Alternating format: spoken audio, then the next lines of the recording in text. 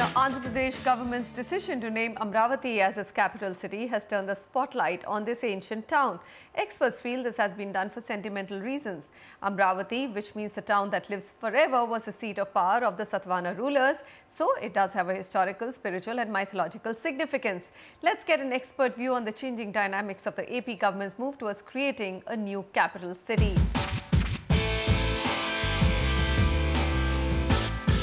Anand Reddy, Executive Director, PBEL Property Development Private Limited, and Sandeep Patnaik, Managing Director, Hyderabad, JLL India, join us. So, Anand, tell me, what is your first reaction? It wasn't Vijayawada, but it was Amaravati which got chosen. Why? I think, that was a strategic location and ideal location, keeping in view of the land availability and the close proximity to the other 3 or 4 major centers, which is Mangalgiri and Gudivada and those sectors. So it's an ideal choice, and as you said, it's more than sentimental. I would say that there's an historical reason, and there's a historical reason to do that. It was a capital city of the Telugu-speaking rulers of Shatavahanas in the 2nd century BC.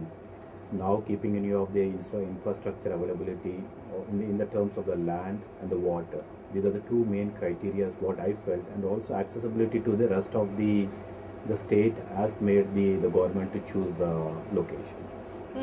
All right, Sandeep. So there was also recently a large master plan presented by the Singapore government. And in that we've seen that Vijayawada, Tadepalli, Mangalagiri and Tulur have been shown as part of the mega world-class capital city. Amaravati and Guntur are out of the mega city area. So how is this all going to pan out?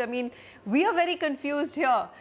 What's the focus on Amaravati, and what is the focus on other big cities that are being spoken about?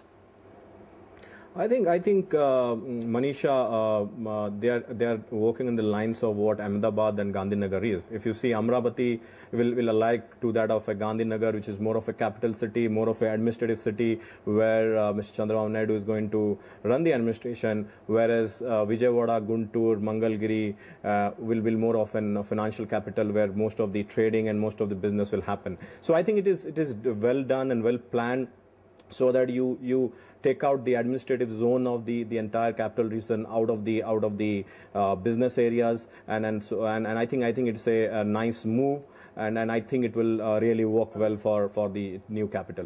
Manisha. Okay. All right, Anand, last week, Singapore delivered the phase 1 of the master plan for the new capital of Andhra Pradesh to the Chief Minister.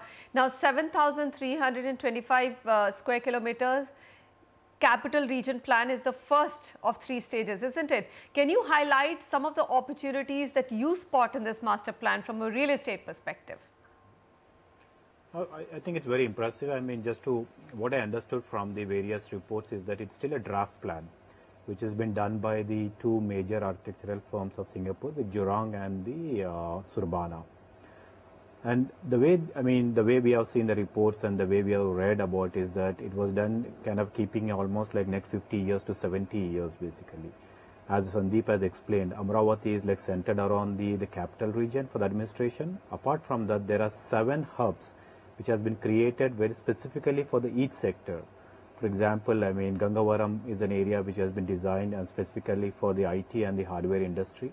Similarly, the processing industry in one place, the industry is another place, then the educational hubs are another place. So basically what I understood from that, they don't want to choke a city, putting everything in one place. So they distributed, and this is an experience what Chandrababu Naidu has done when he has conceived even growth of the Hyderabad.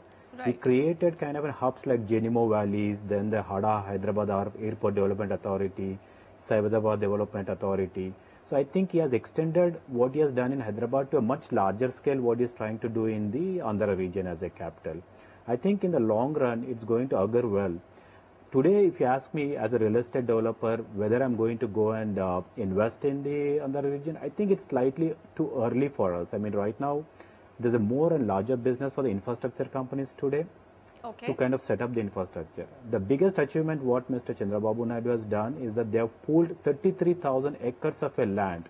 Believe me, it is not an easy thing. In the last 10 months, they have done 33,000 acres in partnership with the farmers, convincing them to pot their lands by joining in partnership. Whereas, for example, if I have 1 acre of a land, If I'm giving that, I'm getting 1,000 square meters as a developed land. So the scheme was very transparent.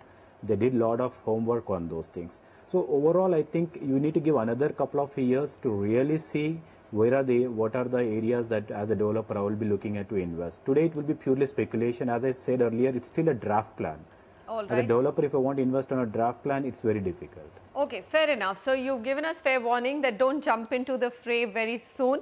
Sandeep, 33,000 acres is truly outstanding as an endeavor.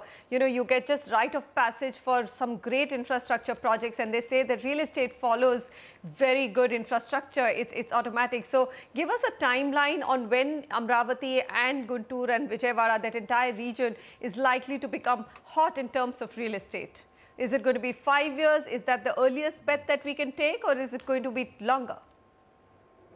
I think 5 years is the minimum we need for that location to come up as a real estate destination where investors can bet their money. Anything before that is like a pure speculation. Having said that, I think, as I told you earlier, that Amaravati is more of an administrative location, but Vijayawada and Guntur, and if you see one of the major reasons why Mr. Naidu is selected, Vijayawada and Guntur, as you know, are the trading hubs, existing trading hubs for the entire Andhra region. You will find most of the wealthiest of people staying are from this Vijayawada and Guntur. Vijayawada and Guntur has their own advantages. Vijayawada being the trading community, and future I see Vijayawada as the financial hub for the entire Andhra Pradesh, and Guntur more being merchant and trading base. Already, if you see, the most of the head office of the educational institutes is located in Vijayawada. If you have to consider in the north as an NCR as one of the major educational base, in south if you see, undoubtedly Vijayawada and Vijayawada based entrepreneurs are the best in the educational institutes. So you have the educational institute in Vijayawada, you have the trading and finance already going on. So I see this combination of already existing potential and already inherent strength is going to help the city in and around Vijayawada and Guntur to grow much faster. Amaravati will take its own time because it's purely an administrative capital. So to answer your question, 5 years is minimum. And I think in next 5 to 7 years, you will see a lot of investments coming in this location of Vijayawada, Guntur, Tenali and Mangalgiri, which is called as VGTM. Fair enough. Anand Reddy, Sandeep Patnaik, thank you, gentlemen, for highlighting all the challenges and all the exciting opportunities. A little long term is the view that both our experts have taken, but definitely something that you must keep an eye out on.